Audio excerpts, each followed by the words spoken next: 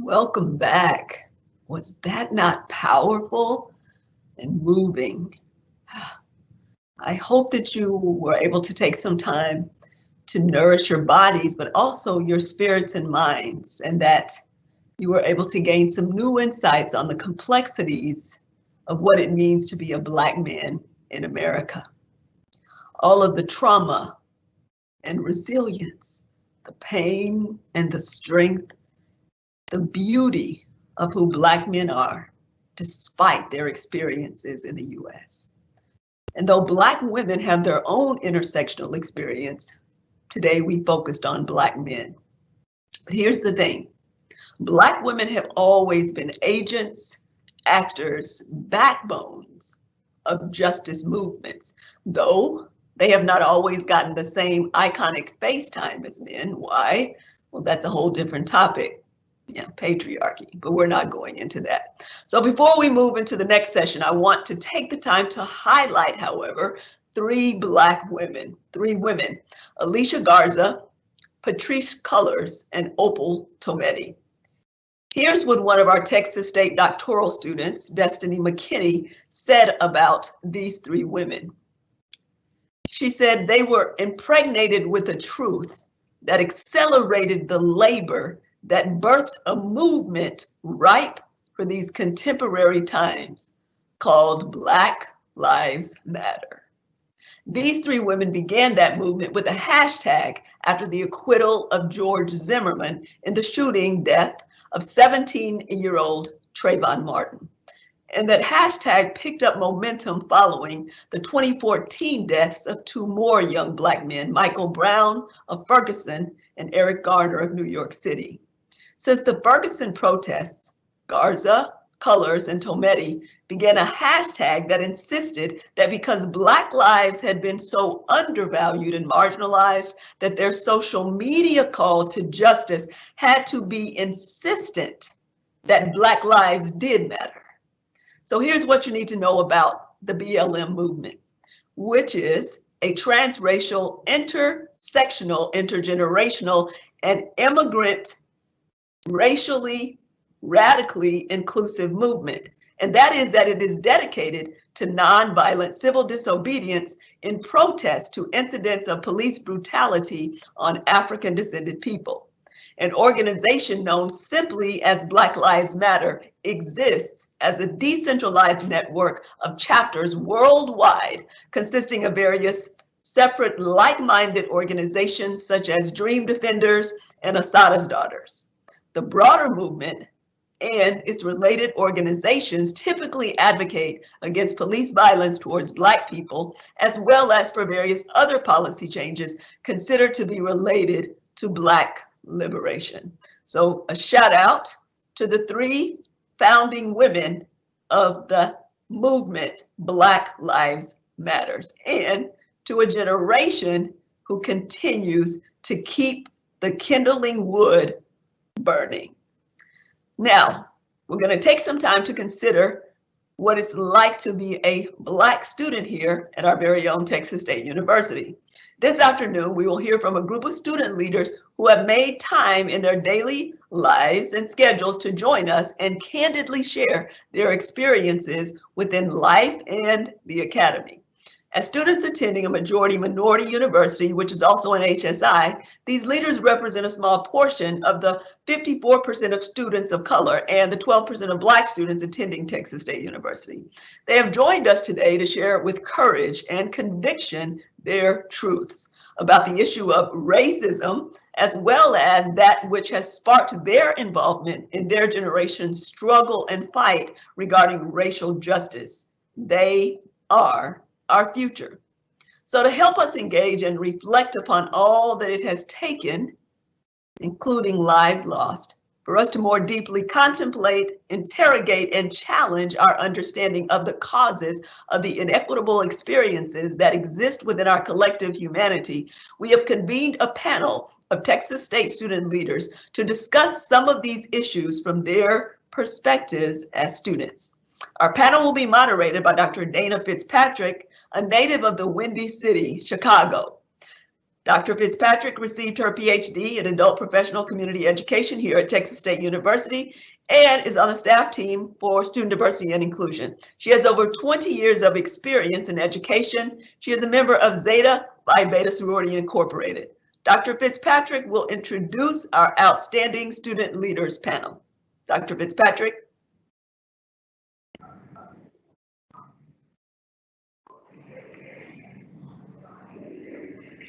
Good afternoon and happy Juneteenth. While we're in the room with each other, I assure you that proper social distancing protocols are in place. All of us have worn masks right up until the time we were seated, and we were at least 6 feet apart from each other. So today I'm honored to sit among this group of students who represent only a portion of Black excellence here at Texas State. I want to stress that while these students are actively involved with several different organizations, they're not speaking on behalf of any of those organizations today. They're here to share their truth and their experiences. In the room, we have Dizzy Harrison, a junior who is a political science major with a minor in art. Brianna Miller, a senior and a psychology major. Corey Bimbo, a graduate student in public administration. And Kathy Jean Varlick, a graduate student in the Student Affairs and Higher Education program. I also want to invite those of you who are watching at home to submit questions as well, and hopefully we can incorporate those into the conversation here. Earlier this morning on the faculty and staff panel, Dr. Fleming shared a quote from James Baldwin that came from a radio interview in 1961, where in regards to racism, said that it is a complex thing that can't be made simple. You simply have to try to deal with it in all its complexity and hope to get that complexity across. And in 1967, Martin Luther King Jr.'s speech entitled, 11 months before Martin Luther King Jr.'s assassination, in a recorded interview with NBC, he referenced James Baldwin, who said, "What advantage is there into being integrated into a burning house?" He goes on to say, "I feel that there is a need for a revolution of values in America because some of the values that presently exist are certainly out of line with the values and idealistic structure that brought our nation into being." Now, here we are many years later, and we're still challenged by and struggling with the issue of race in 2020. So the first question for our panel is, why are we still struggling with the issue of race after all these years?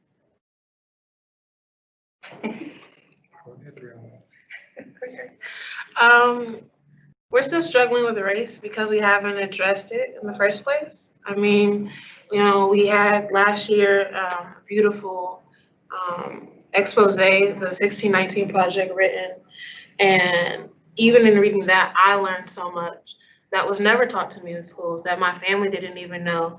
And because we have not educated ourselves on the impact of slavery and the systems that were created out of it to oppress people of color, then we can't move forward and create solutions. So of course we're still going to struggle with something if we haven't acknowledged the problem. And I think piggybacking on that, I think that, you know, racism is so deeply ingrained in the American culture. It's also ingrained in the American culture to act like things don't exist or to just simply move past them, to say, you know, those times are different now and we shouldn't even acknowledge those times, just move on, life's better, you know, be glad that you have a small seat at the table, don't ask for anything larger. And I think that, you know, we are in these systems that continue to exist systemically, and our people are oppressed, depressed, and suppressed, and we are not moving past that in action. You know, everybody talks about let's do this, let's do that, but there's no action surrounding it. And if we don't address the issue head on, we don't talk about race, you know, that's not something you talk about, right? We don't talk about race very much. We talk about everything else, but when we talk about race, it's just as bad as talking about politics or religion. We stay away from that, and so that is I think some of the issues with where we're at. I say that race on its own is not the issue. It's perpetuated over time and it has evolved because of the history of slavery and colonialism. And like Brianna just said, and just like Corey just said, we really have not really learned our lessons from the past. We just swept them under the rug and kept it going. And people don't really know our global history because of that. We tend to be focused US-centric in our learning and the learning that we give to students here. And because of that, there's a lot of global repercussions, a lot of things that affect brown and Black people of color in general, that roots from racism. So you have things like colorism, prejudice, biases, discrimination, self-hate, all of that comes from racism. And each of us are almost serving as agents, in a sense, when we engage in these different branches that come from racism. And even though some of the people who came up with the ideas back then are like long and dead or whatever, and they got their benefits, there's still people who are benefiting till this day, but won't acknowledge that they're benefiting it because of cognitive dissonance or, because of the perspective that they have as to, I'm gonna be okay with it because it approves my biases and things like that. So they just kind of go over it. And we just hurt each other every single time. Especially, I'm gonna go towards the white people. We do hurt every single person. It's not necessarily McDonald's who's going around killing every Black person. It's your everyday person who's going around killing each other because of these biases, because of these branches of racism that we have bought into. And Maya Angelou, because this is all about hate, the root of it is just hate. Maya Angelou, she said, hate, it has caused a lot of problems in the world, but has not solved one yet. And I believe until we silence or get rid of the hate and learn to love, listen, and work, we will forever have this problem. And just to piggyback off of my other panelist, white people specifically, and racist period, they hate being called racist more than racism. Racism is seen as, they don't understand it. It's seen as heritage. It's seen as a cultural theme, especially like with the Confederate flag and the Confederacy period. It's still debatable whether it was about slavery or not. And it shouldn't be. It was about slavery. It wasn't about states' rights.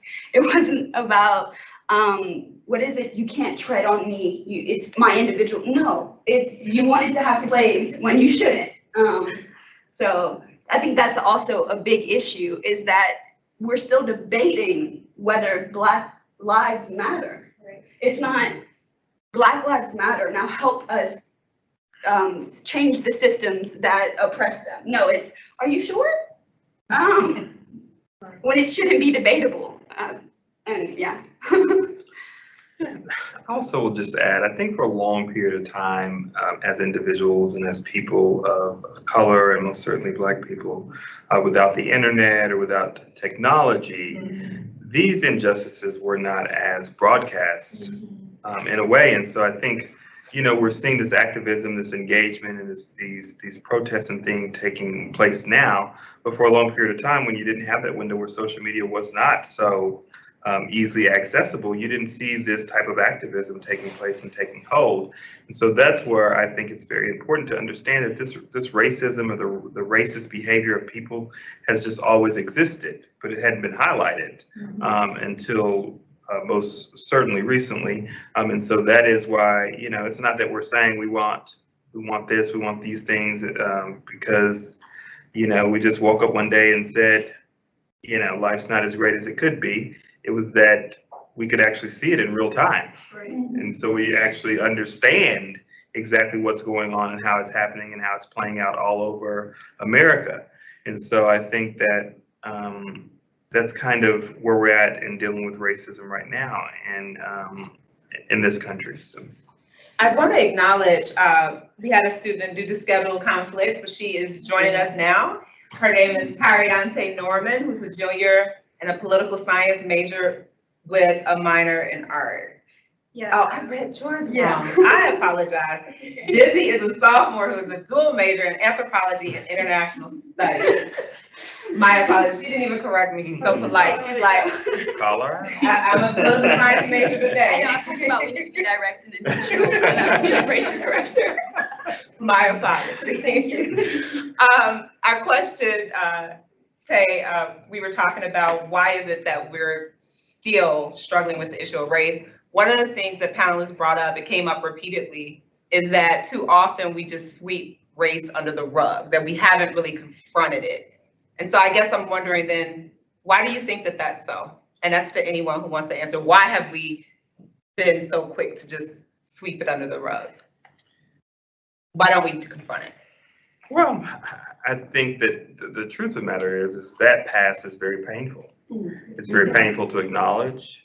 It's very painful to digest and take in. And I think for people, most certainly for people that whose ancestors were not enslaved and did not have that same pain, it's easier to act like it didn't exist because you're at a place where you think everybody, you know, there's this kumbaya moment where everybody is just getting along so great. And if we talk about this other thing that happened in the past, then maybe that will, you know, embolden or spark something in people that we're not comfortable with. And so I think that that's some of it. But again, it goes back to the level of activism and activism being front and center. Again, has I think because as the technology advanced, that we're able to really engage more and grasp more and record things more and have things out there front and center to where before it was easy to say, you know, if I choke this man over here, those over there, they ain't gonna know, so I'm just gonna do it, you know? I agree with Corey. It's hard for them, for us to have those conversations or to act like it doesn't exist and sweep it under the rug because it does hurt, and it hurts many people, all people. And I think it's also because, I'm just gonna add on to what you said, Corey, I think it's also because, think about this, when somebody comes over your house and your house is not ready at all, you just put everything under so that it can appear like you're ready because you have a image that you want to uphold. And I feel like, at least here in the United States, there's this image that we want to uphold, this image of opportunity, freedom, which is not necessarily true. So we sweep all of our problems underneath, even though they start growing out and stuff like that. We sweep all of it underneath so that to the world, we look inviting, we look like the place to be, we look like the #1 place here, when really it's not true. I mean, think about it. When Nazi Germany, when they were holding Jews and they were hurting Jews and things like that, the US took forever to come in, mainly because we knew we had a whole bunch of mess and our mess was just seen on TV. Who are we to try to tell these Nazi people what to do when we have a whole bunch of mess and we're mistreating people? So it's the same thing. We're putting things under the rug because we want to uphold an image. Yeah, and I also feel like it's because like we've just been comfortable, well, not we, but we're just so like, the country is so comfortable with racism as it is. And it's like, it's uncomfortable because it consists of something that's like cruel. It's like cruel behavior. Like nobody wants to talk about all the bad stuff they do. I agree with that when she said that. And let me see, sorry. It's a topic that is going to be uncomfortable because it's about human rights and it's about equality. So like when you're dealing with stuff like that, when you're talking about literally people being lynched, people being killed by police officers, people like just brands like franchises like Aunt Jemima, stuff like that. Like it's just really hard to talk about stuff like, I can see why it's hard for them to talk about stuff like that, but at this point it's like we have to talk about it. It has to be talked about. Like we're uncomfortable. Everybody's uncomfortable right now, so it's either we talk about it and we fix it or we leave it where it's at. And I really don't want to leave it where it's at. I really want to fix it. So I'm just At this point, it's really just, I'm tired of talking, like, really. Just to piggyback, also, for like pride and also being set in your ways, like, oh, this is how it's been. We've done this for so long, and the world hasn't ended, so it's okay, and it's not. Like, people are being hurt. We shouldn't have to be talking about it. We should be way past the talking stage. This is the action stage. But the fact that people are so set, the fact that they are so embarrassed or prideful or not even realizing the situation we're just stuck. And it's crazy because like when we start doing protests and stuff, you see what has happened because we did this protest. We have Breonna's Law now. We have them changing certain franchises because of the things because of the historical background behind it. Like if we just get out here and we really do what we're supposed to do, like it's crazy how fast that it could happen because of how fast that Breonna's Law has happened because of all these protests and stuff. So I'm just really proud of like our generation for really just sticking through it and really like holding down to like what's right, which is equality at this time and really getting people to be together in Black Lives Matter. You all have definitely picked up the charge and make people like me super proud of you. Dizzy, I think you brought up a great point in saying the whole adage, if it's not broke, don't fix it. But it is broke. So, and speaking of that shattering, as Tay just put it, how has the issue of racism affected you personally or even professionally? You can actually speak on it. Say you don't have to. She made a face. Like you can. Yeah, let it out. I'm a military child, so I had to move around a lot. And like, I usually went to private schools, and like I went to schools with predominantly white people. So like I've encountered a lot of racism. One time, I remember my friend. She got in this play, and she's a Black girl. It was only me and her. She was the only Black girl. Me and her were the only Black girls. And she got in this play. She got the part of this a Black part, and this girl called her the N-word, and like they didn't do anything about it. We told them. It was really crazy. And then I remember one time I was driving with my uncle, and there was this lady. She had parked in the spot before us, and my dad had rolled down the window. My uncle was like, "Hey, we're gonna take that spot," and then she called him the N-word, and he turned back around and he gave her a few words, and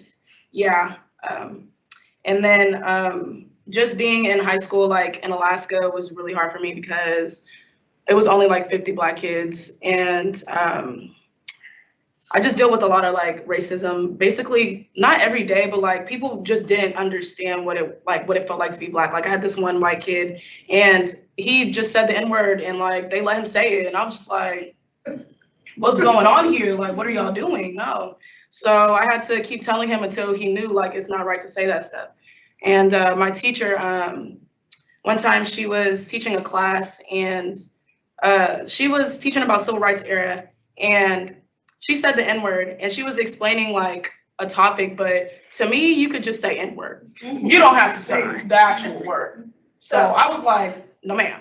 So I talked to her after class and she continued to say it the next day. So then I went to the principal and I spoke to him about it and he didn't really care. So then I had to go to like a higher board education and they didn't really do anything about it. So it was just like, whatever. Say there was a university professor here at Texas State who used the N-word in class. No.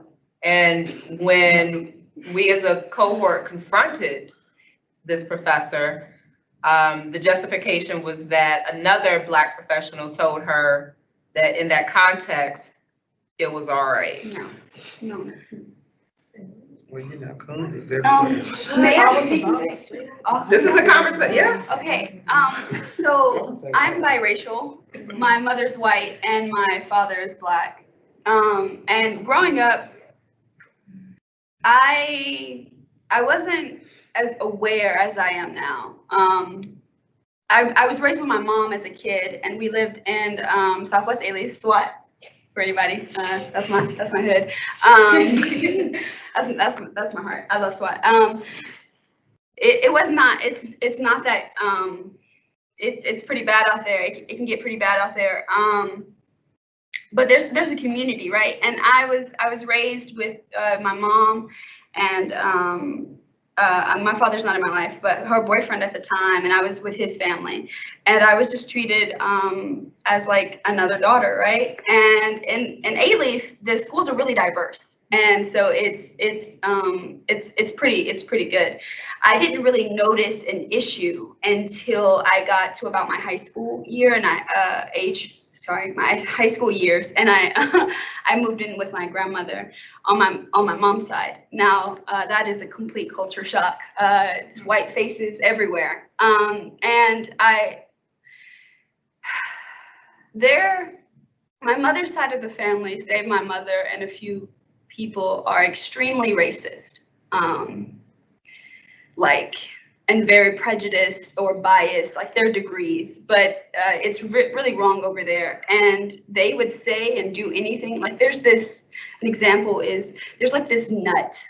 It's like I don't know.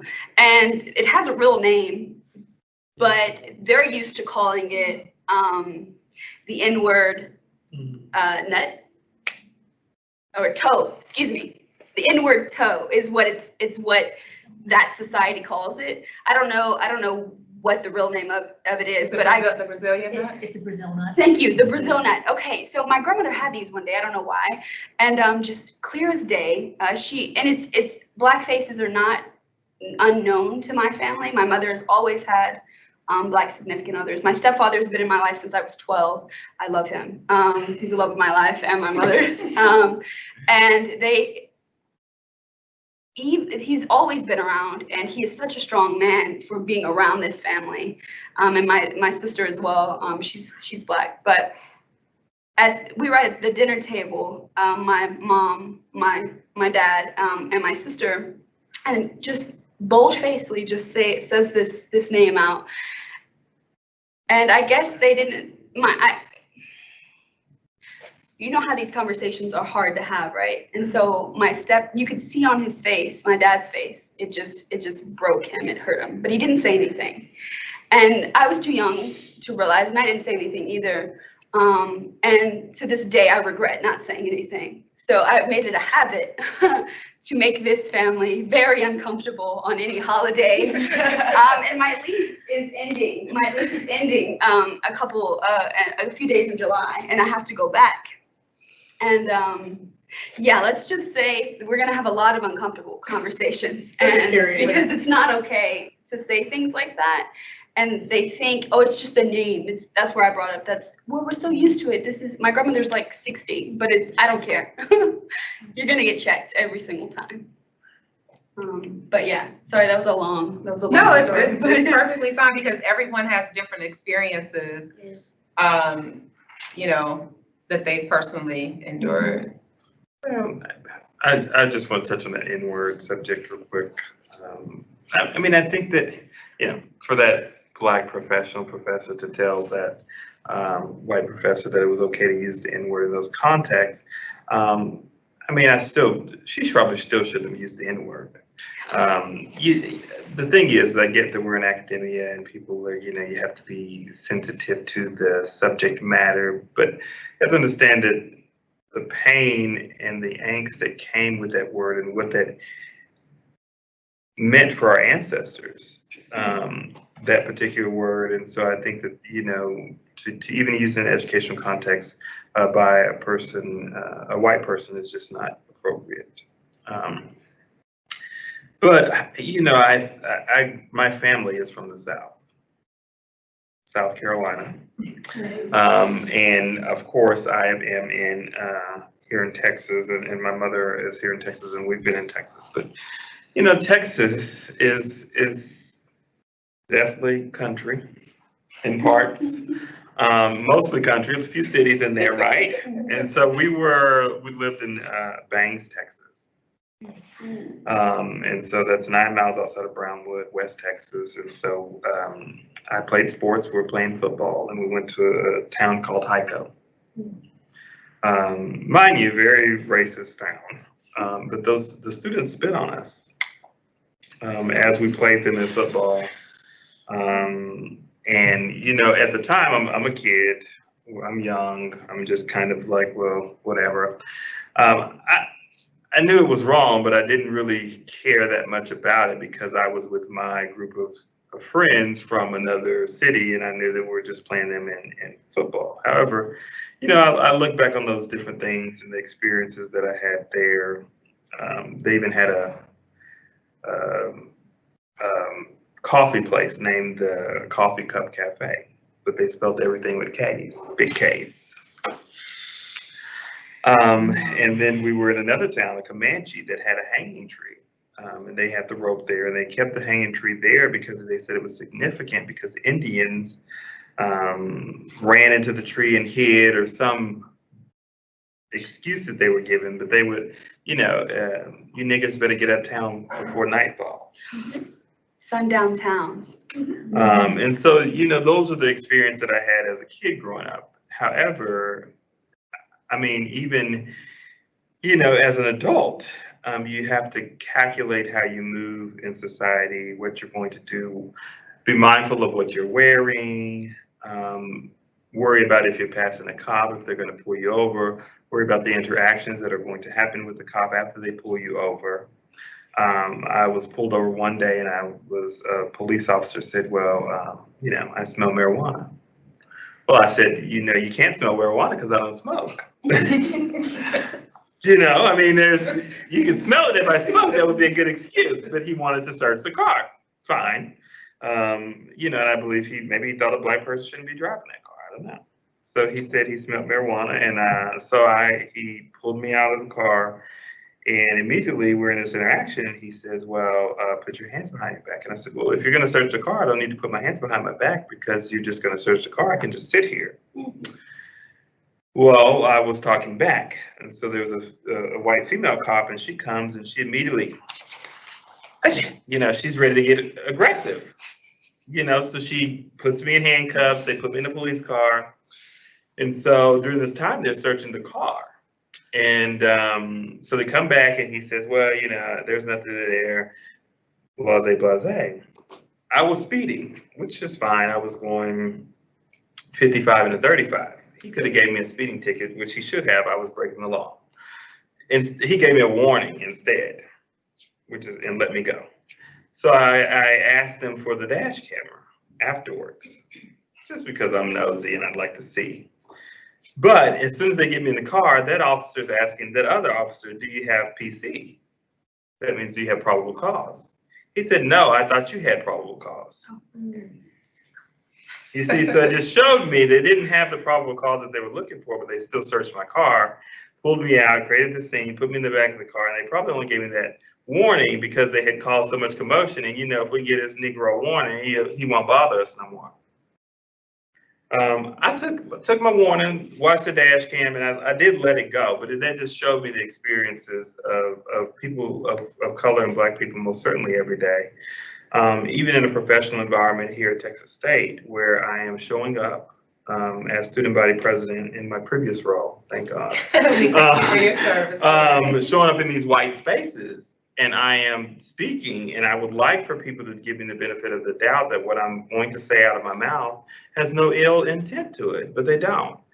So much to the fact that an administrator said, I don't know which Corey is going to show up from day to day. That is what they say about Black people, because you got to be very poised. You can't have an attitude. You can't be upset about anything. You can't get emotional. You have to just be this person who A robot. And so, I still haven't talked to the administrator specifically about those words. I know who it was. But at the end of the day, I had a job to do to represent students, and I get that the Black person had never occupied that space. And so there was a bunch of different overtly racist things going on to where they did not treat me at the level of respect that they would have treated a white student body president. And so those are my experiences, and they're valid on my behalf. And so people may say that's not the way it went, but that was the experience that I had. And so, very valid. And so I just think that, you know, we live, we breathe, we operate, we're in an institution that was not built for us, and almost in an institution that I feel does not want us here. Can anyone else share any experiences that might have happened, perhaps maybe here on campus? Okay, I can. So I came to Texas State in the fall of 2017, and I was so excited because me and my mom played this game. We would visit college campuses and like count how many Black people there are, so that way you know. And Texas State, and I use this word very intentionally, paraded their Black population around at NSO. And I'm all for Black students being able to get jobs within like Cap Camp or what was it called? The Bobcat Preview and things like that, being on those committees. I'm here for it, but also I understand the reasoning, because once school started, none of that was there, and so when the first sit-in happened, it was a very surreal experience, because like I've grown up in predominantly white throughout my elementary and middle school, and then when I was in high school, I went to a predominantly Hispanic, but then like literally like 1% less was predominantly Black. And so like it was a very big culture shock, but in those 4 years, like I became proud of who I was, and so I was very secure in my Blackness. And so to come to a campus and see how blind people were to racism, or not even blind, but how just forgiving is the only way I can really describe it. So people were to like racist, and the student body president that year, and just the disgusting things that he did was just like shocking to me. And so I remember we had this, I guess it would be like a forum or a town hall with the student government. And you have all these students of color coming up and saying their piece and saying literally the same thing. I came to Texas State, I feel like I was lied to. I feel like y'all said y'all are so much about diversity and all this stuff. Y'all are getting all this money for being an HSI, and yet couldn't hire a DACA lawyer and all this kind of things. And I'm just sitting and I'm just like, this is crazy. And then you have, I think she was a senator, a white Caucasian, a white woman, came to the podium, and she said, I just don't understand why we're talking about this when sex trafficking is happening. And I'm just like, now mind you, nobody is like saying like this isn't important. We're literally talking about our grievances on this campus. And her saying that derailed the entire meeting. Like, I think she came probably like towards the end, and for the next 10 minutes, all the rebuttals were about what she said. Anybody coming up to disagree with us, we're talking about that, we're agreeing with her. There are bigger issues to talk about than racism on the campus. And it's just like, and so it wasn't like an overtly racist incident. Like, she didn't call anybody out of their name or anything like that, but it is this intentional decision to dismiss students of color on this campus. Mm-hmm. It is in, President Traut's statement that there aren't enough Black PhDs to have representation in the faculty and staff. It is in the mistreatment and silencing of Black faculty and staff causing our retention to go down. It becomes so prevalent and noticeable when you're in these spaces and you see how they talk, and you see, the microaggressions in the conversation of like, oh, we don't know which one we're gonna get today. And it's just like these things that are, said and made to sound so innocuous that are just, violent. Mm-hmm. And they're dog whistles, and it's just like, I dread coming back to this campus. I want to come here for graduate school just so I can make change. And even then, I'm tired. I'm exhausted thinking about, dang, I have to come back this semester. And I'm the president of 2 Black student organizations on campus. And to think about having to, being charged with the retention, with engagement from Black students that the administration is not giving, it's a lot. So I want to take a few questions I'm getting questions here through my phone. And so the first question is, what institutional policies or positions do you feel contribute to the perpetuation of injustice against people of color at the university level?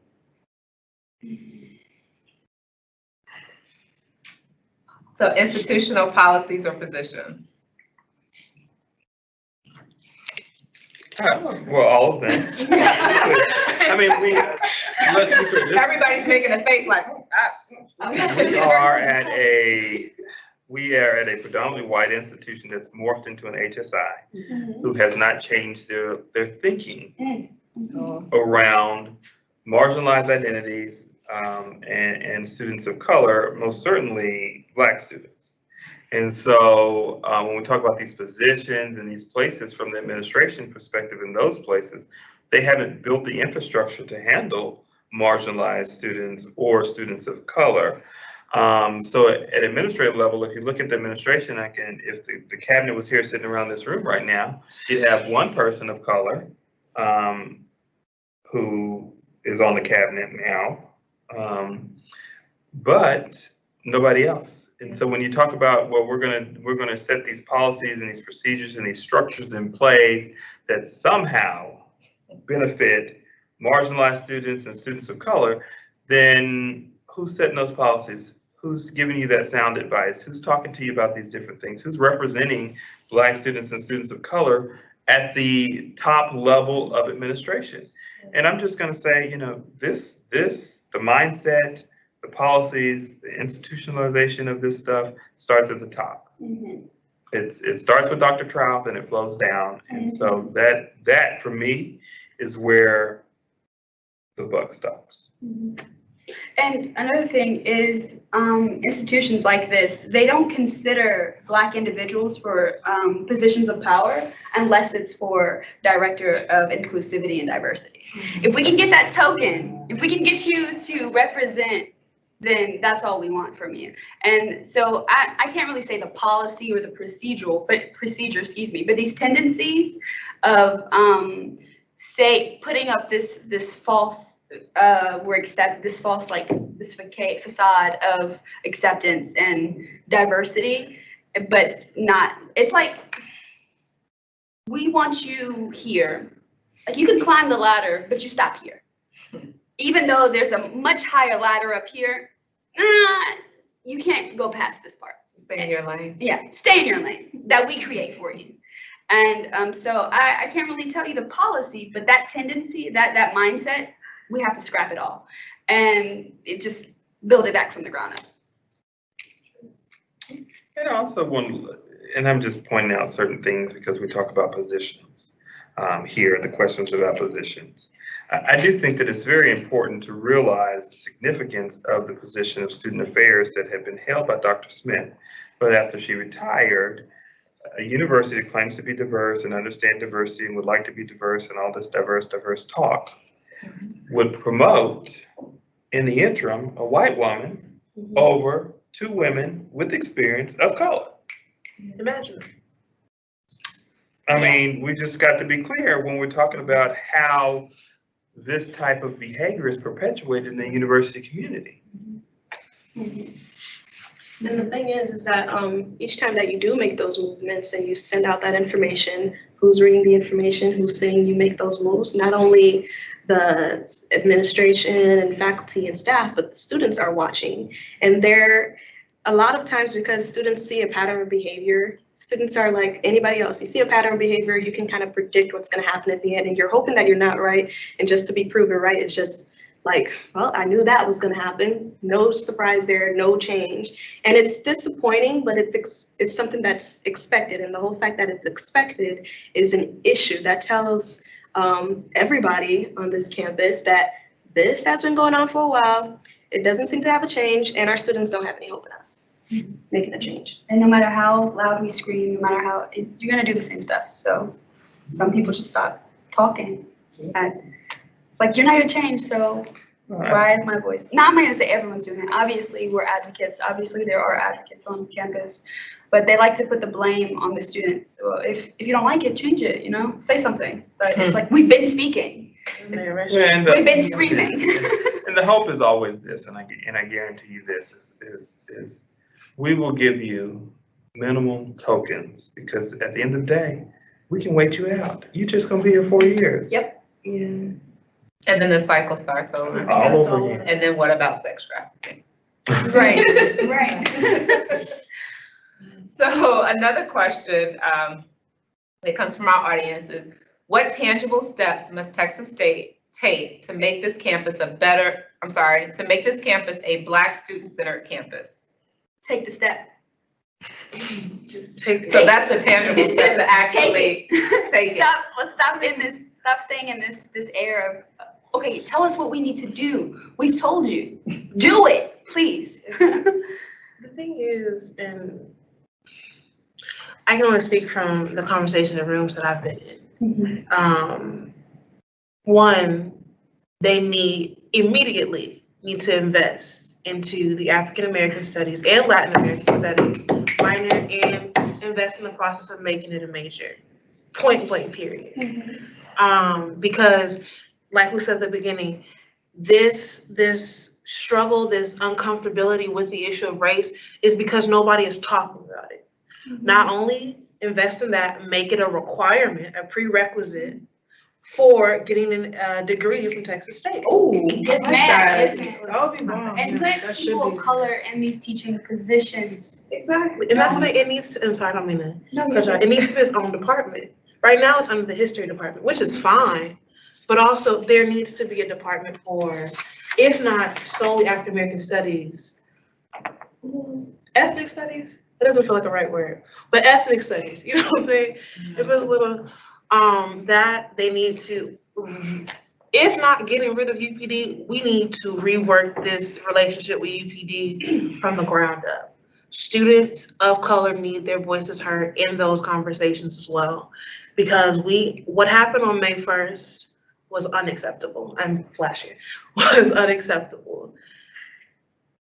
Can you speak a bit about that for people in the audience who may not understand the significance of what you're talking about? So on May 1st of 2019, a group of, I don't know what to call them.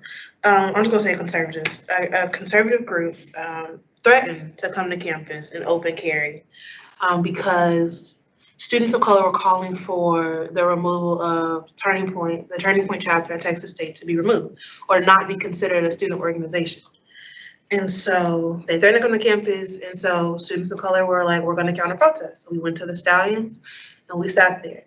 It was a peaceful protest. We sat there with signs, we were giving out resources, and then a student came wearing a Make America Great Again hat. This student has in the past worn that hat knowing the effect, the trigger that phrase, that logo, whatever, has on students of color, the policies that statement represents. He is aware of that because when I assume he was walking to class or something, instead of going into the building, he noticed people's reactions and he decided to sit in the quad. And so students were coming, they were seeing this, then I assume that he was a part of TPUSA. And so other members of that organization came up and they were sitting with him. And unfortunately, I had to go to class, so I'm not sure exactly the spark point. All I remember is I was in class like 5 minutes giving my final presentation, and I get a text like, you need to come back outside. And all of a sudden I come outside and students are on the ground being arrested. Students are being yanked out of a crowd, being arrested for walking away. And nothing is like, and there it's chaos. All because students did not feel safe on campus with this organization, essentially gaslighting and dismissing students of color in their positions because they believe in policies of conservatism. Yes. Which, and nobody's oppressing that. Nobody's saying that. But the thing is that I'm not gonna speak for them. In my opinion, I think that they perceive criticism and the disagreement with their policies as we're saying that you need to leave, like, I don't know. And so. I only bring that up, and when you mentioned the change and helping to, because the question is, how do you make Texas State help make it a Black student-centered campus? And you mentioned reform or dismantling maybe of UPD, and it seemed to trigger Dizzy immediately. Like she was just like, you want to talk on that, Dizzy? I'm really glad that you brought this up because before this event, I emailed Dr. Fitzpatrick with some concerns because UPD specifically, and also our administration, but to reference the things that happened on May 1st. So what had happened, the spark, was that after they had antagonized the Black students who were protesting with that, and as well as spewing hate speech and calling out, Trump's going to change everything. Trump's going to make it America great again. You can't make something great again when it was never great. But I digress. A student took the hat. They took the hat off his head, and they didn't like run away and like disappear. They just took it and was like, we don't like Trump or whatever, right? And immediately UPD just like popped up out of nowhere and attacked these students. There were 4 students who were arrested. I don't remember his name, and I apologize if he's watching this, but the Black student, it was a Black male. He was thrown up against the wall. His face was like shoved into the brick and then tossed to the ground and handcuffed.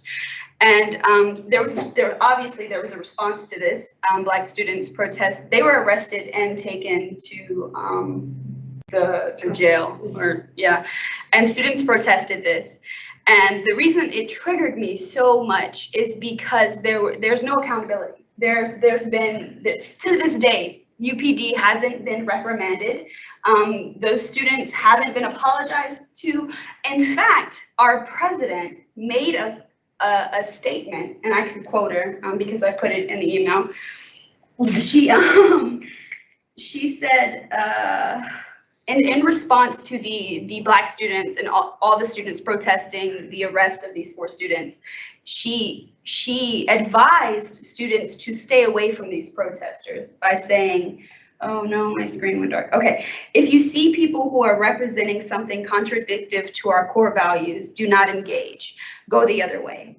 Of course, she went on to clarify by saying that students are free to disagree as long as it is not in a disagreeable or confrontational manner.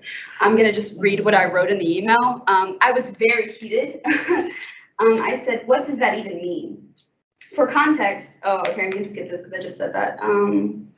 What does this mean for our Black students who when we live in a society when walking down the street while Black, sleeping in the safety of your own home while Black, or minding your own damn business while Black is seen as disagreeable or confrontational? In fact, a student, Dairik Montez, and also Tay, they organized a protest that Friday after the Memorial holiday, and they had to ask SMPD to protest so as to not to be seen as confrontational. That goes against the meaning of the word. You shouldn't have to ask to protest. And so I said, that goes against the very nature of the word. In a country where PWPs, which means predominantly white people, can be armed to the teeth with automatic weapons and protest being in the house too long while still being seen as peaceful, but Black Lives Matter protesters could be silently handing out flowers and be tear gassed and body slammed to the ground. There are images of this girl handing out flowers to this like wall of like militarily armed police, and just silently handing them flowers. And then you see in the images her takedown and her arrested, and then just the flowers on the ground. Gotta love photographers, right? But anyway, where Black Lives Matter protesters could be silently handing out flowers and be tear gassed and body slammed to the ground, not engaging and going the other way is not an option. When the value of your life is being debated as if breathing is not the common right of every living creature, not engaging and going the other way is not an option. So, yeah, UPD needs to be held accountable, but as well as, I guess I'll be our president. You can't, I talked about, being intentional and direct with what you say. You can't do flowery speech. I understand that you represent the university first, right? But this university is us. This university is the students. You would not have a university without students. You would have buildings.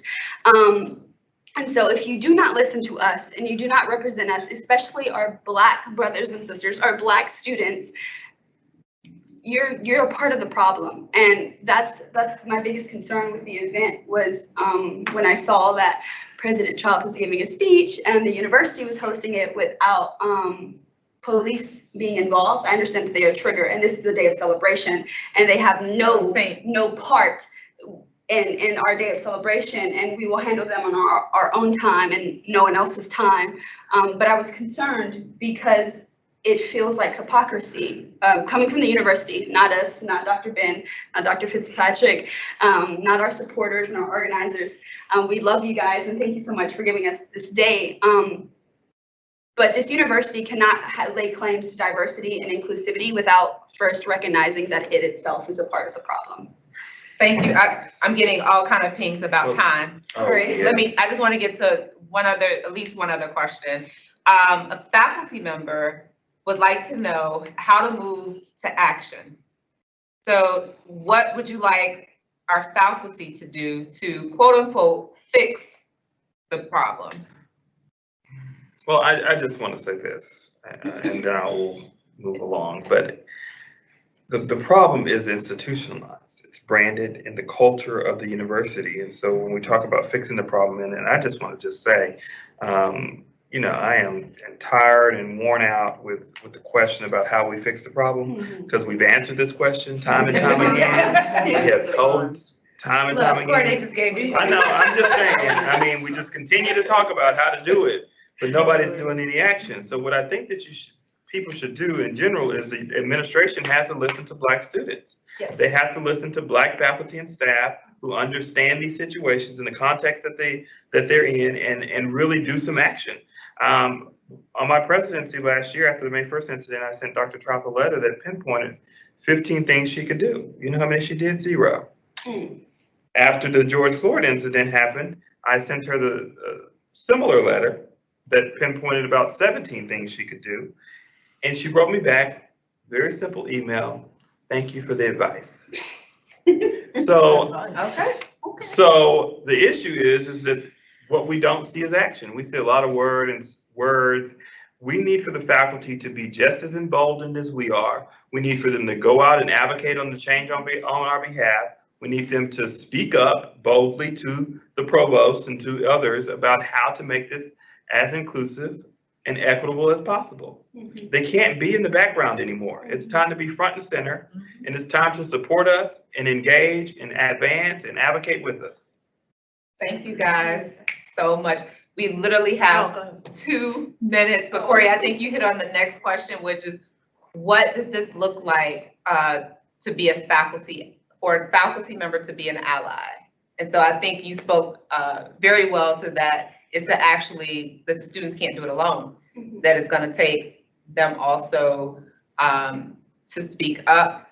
I'm floored. I want to thank you all for being courageous and for sharing your truth with all of us today. Some of these things, Yeah, at least another 30 minutes. you need at least another 30 minutes. I wish you had told me like I had that amount of time. Say I want 30 more minutes because, yeah.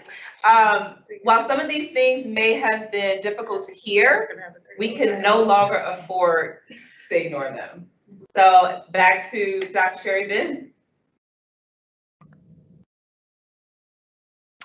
Okay. All right. So thank you to our student panelists. This was a very tough panel right? They had no holds barred here. So I do want to say, however, I do think it's important that we recognize and acknowledge the challenges, the grief, the pain, and the struggles that our students have shared with us today. That wasn't easy to hear, but I think it was necessary for all of us as a community. We have their generation to thank for what's transpiring now in our nation and around the world as a justice movement during a global pandemic. They are risking their lives so that we know what we finally really need to understand. So I want to thank our student leaders. Thank you for your vulnerability, for your honesty, for your willingness to take your time to educate us about your lived reality. And we also should not necessarily have to hear from you to learn these things. I think this was an education for all of us, and we are very humbled that you shared things with us in such a public forum. Asante Sana, thank you very much.